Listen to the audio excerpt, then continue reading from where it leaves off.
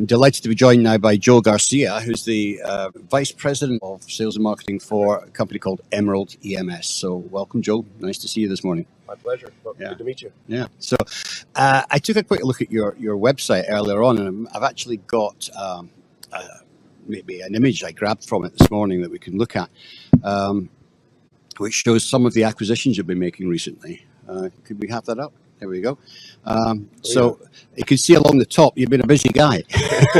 Not just me, but yes, our team has been very busy over the last couple of years, for sure. Right. So Bestronics, Veris, Selene Electronics, Emerald NPI, Data ED, and Data ED China. Yep. Right. Wow. So that's quite a collection. So explain to me that, what was your strategy going forward? So it's I should probably start at a high level, right? So Emerald EMS came together in, I think it was September of 2019. So a private equity firm called Newwater out of Boca Raton, Florida, had this thesis to bring basically tier 3 EMS companies into a platform that allowed them to have the capital to expand, to grow, to scale. And so they did that primarily through acquisition. The first entities that were under that platform were Data Ed.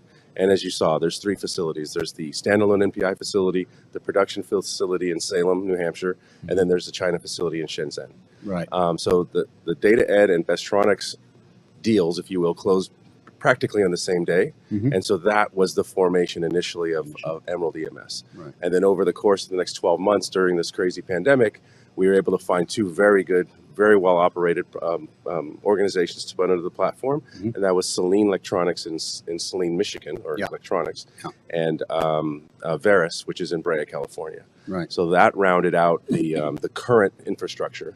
And then if you didn't already know, December 30th, Newwater exited the company as our private equity partner, and now Crestview Partners out of New York owns us. So we're expecting more of the same. I was going to say they must. So then they must be coming with a second round of acquisitions in mind, I'm assuming. And is this to take this up into essentially a tier 2 company and concentrate on a specific market segment like high reliability applications, or what's the strategy in terms of technology? Sure, very well said. Except the only thing is that we desire, and I know how the tiers work with regards to revenue. Right. We want to continue to call ourselves a tier 3. We want to provide the service level that a customer would experience at a mom and pop shop or tier 3, where it's very intimate, very hands-on. And we're going to support the type of business, as you said, high reliability stuff in aerospace, defense, medical, complex industrial. But so if, I guess in marketing terminology, we'd like to be $1 billion tier 3. Right. We don't chase. We don't want the race to the bottom on the margin thing. We want to satisfy customers. We want to provide value, but we don't want to necessarily declare ourselves a tier 2.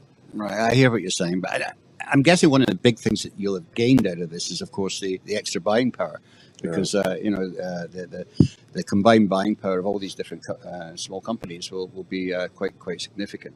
Certainly. But what about, of course, the industry is going through horrible issues with supply chain shortages. How bad has that affected you, and how have you negotiated it, should I say, over the last 12 months? Sure. So luckily, we're not chasing high volume stuff. So we're not looking for 20 reels of a part to finish a job. We're typically running lots of 200, 300, 400, or even smaller. So we've made a lot of diving catches for our customers over the last 12, 18 months. We've gotten bit too, right? It's almost impossible not to. But we brought on board a vice president of supply chain, to your point of kind of, okay, you've got all these sites that operate very well. They've all got supply chain leaders that are doing a good job. But Chris Lentz has come in and said, okay, well, yeah, everybody is. But now let's look at it at a global perspective. Right. And he's been able to get good relationships with distribution partners, with some custom-made commodities, printed circuit boards and such. And so we're managing through it, right? It's the high-touch stuff, so we're very intimate with our customers' bills of materials and what they need. Right.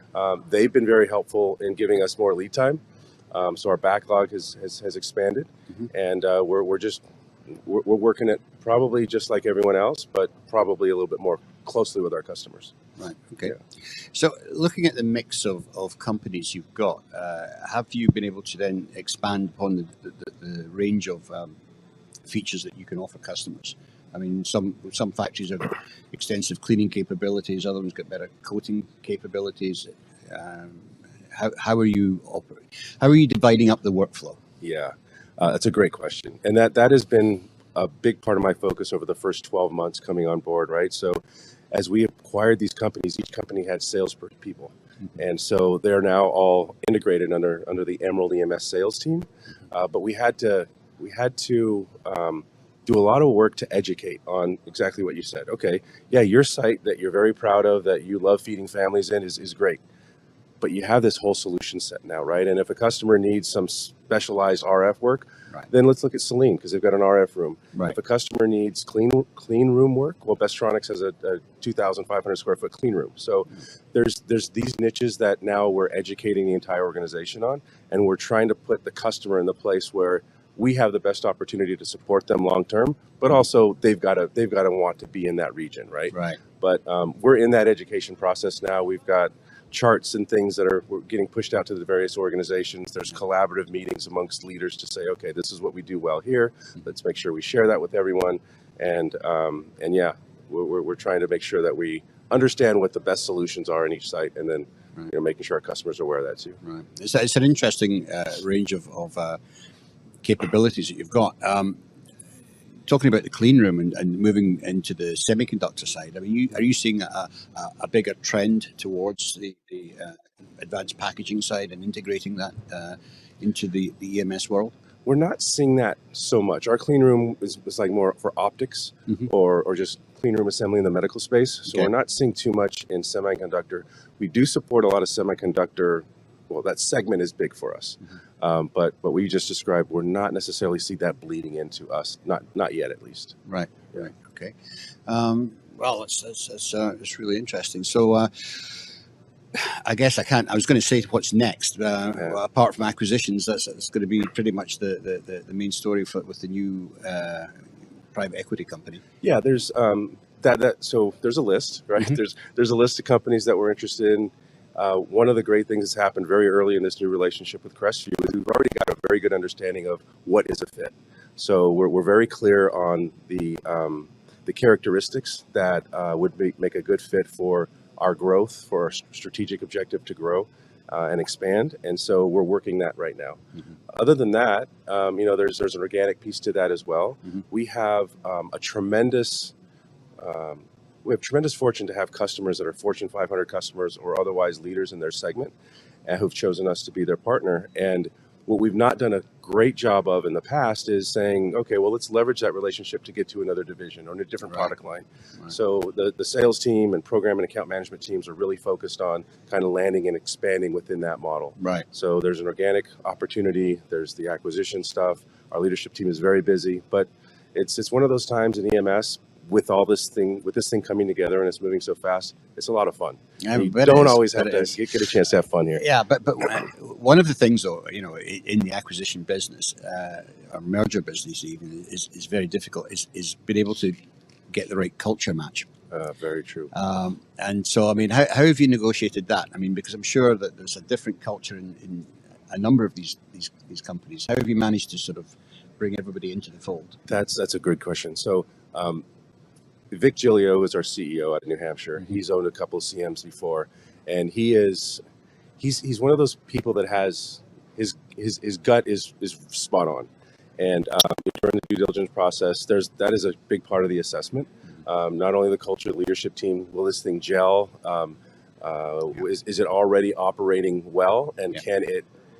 What kind of exponential growth or profitability can be expected if it's rolled under this platform, right? So culture is huge, especially if you think about the segment that we're trying to service, that we are servicing, and the desire to stay as tier 3. The culture is huge, right? We can't become bureaucratic. We've got to have the mindset of customer is first, and we've got to be a solution solver or problem solver by providing solutions. Absolutely. So culture's big. Okay. You got a big job ahead of you, Joe. I think you've done well so far. So I wanted to thank you for coming in and telling us about it today. And we wish you every success with the future. Thank you. Pleasure meeting you. Thanks for having me. Okay.